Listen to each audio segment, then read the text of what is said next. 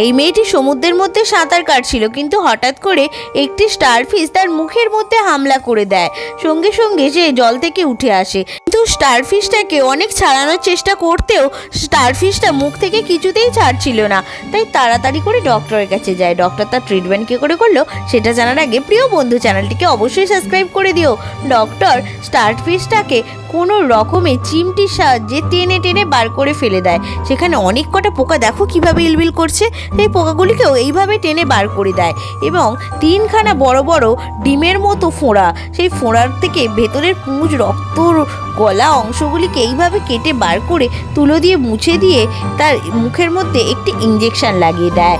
এরপরে একটি ওষুধও তার মুখের মধ্যে ভালো করে তুলোর সাহায্যে লাগিয়ে দেয়। এরপর একটি সার্জিক্যাল ছুরি দিয়ে মুখের ঘাটাকে কেটে বাদ দিয়ে মুখের গর্তের মধ্যে একটি সিরাম লাগিয়ে দিতে মেয়েটি তারপর সম্পূর্ণ সুস্থ হয়ে ওঠে।